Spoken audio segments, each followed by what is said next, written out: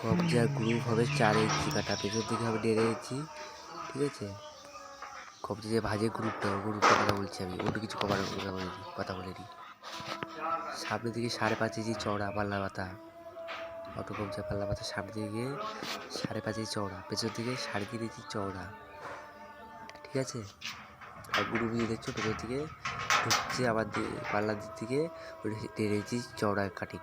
ঠিক আছে, আর নব্বাইতে নামছে 4 ইঞ্চি, পুরো 4 ইঞ্চি চওড়া। ঠিক আছে, মিডলে যে পাতাগুলো দেখতে পাচ্ছ ওগুলো 3.5 ইঞ্চি চওড়া। ঠিক আছে, সামনে থেকে 5.5 ইঞ্চি, পেছন থেকে 3.5 ইঞ্চি চওড়া।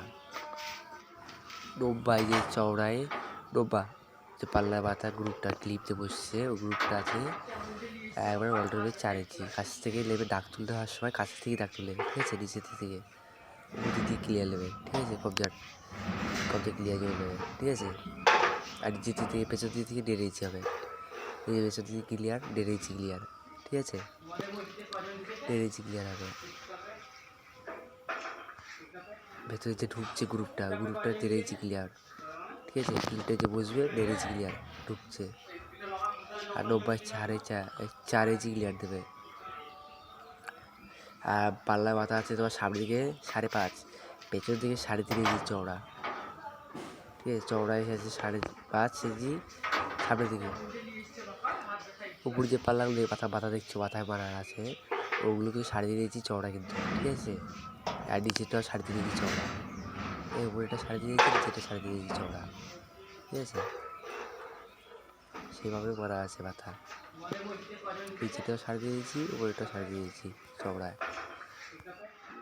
অটো কবজা আমার সাইডে পাতা 3.5 ইঞ্চি।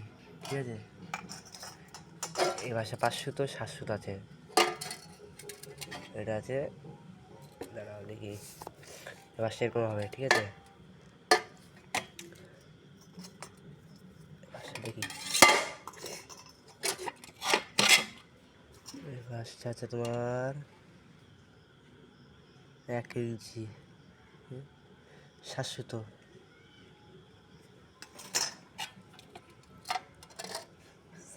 আছে।